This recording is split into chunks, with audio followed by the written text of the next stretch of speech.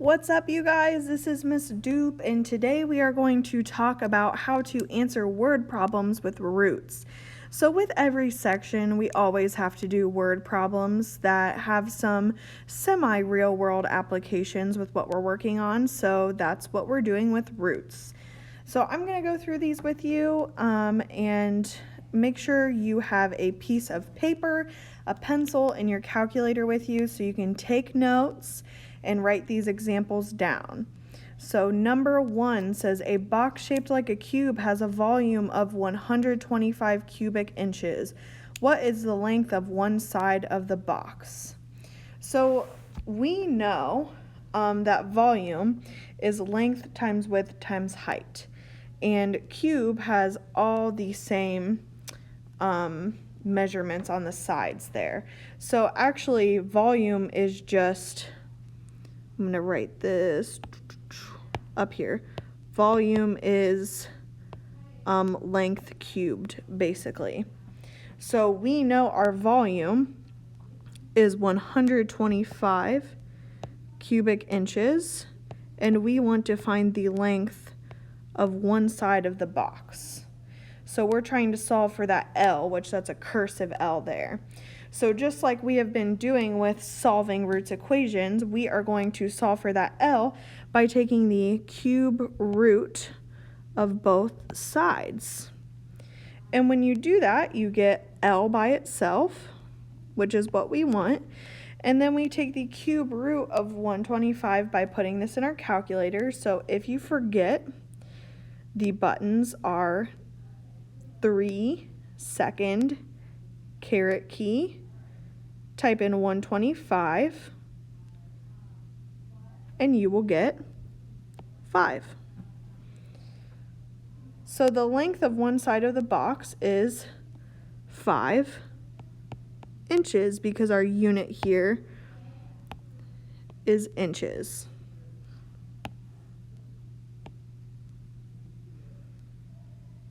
So moving on to our next problem, it says a group of 169 students needs to be seated in a square formation for a yearbook photo.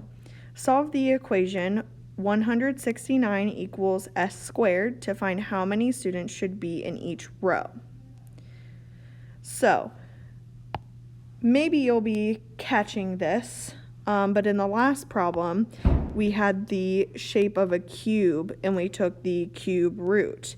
In this problem, we have a group of students who are arranged in the shape of a square.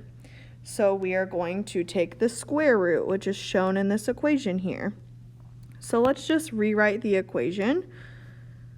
169 equals s squared.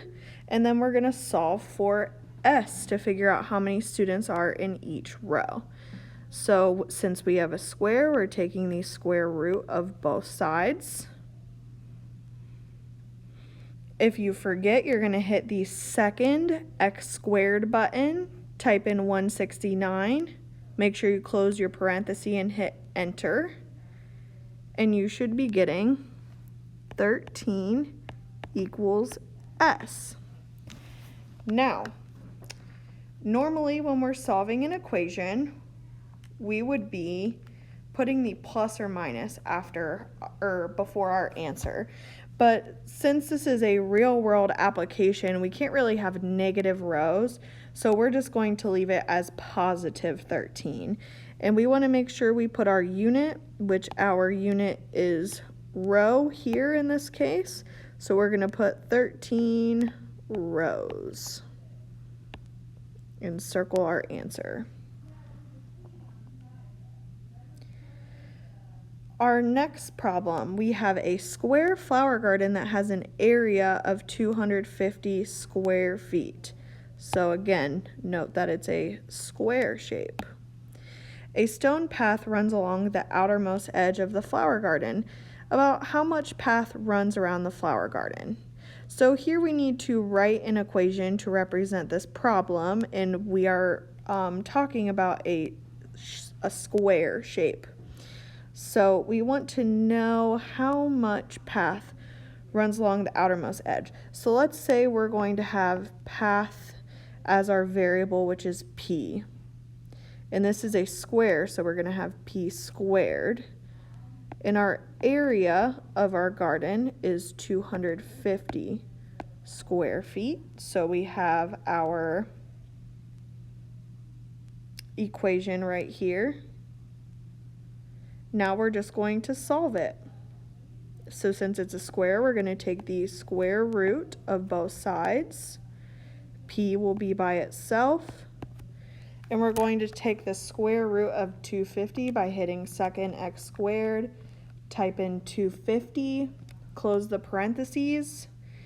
And we actually get a decimal for this one because 250 is not a perfect square.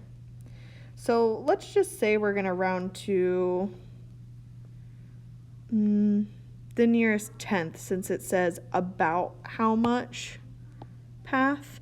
We'll just estimate. So we're getting the answer 15.813883. We're going to round to the nearest tenth at 15.8. Then it's just important that we put our unit. So our unit in this problem is feet.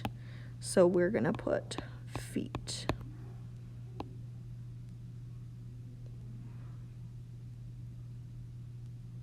So these are our examples. I hope that you are able to do these after this, and I hope you have a great rest of your day.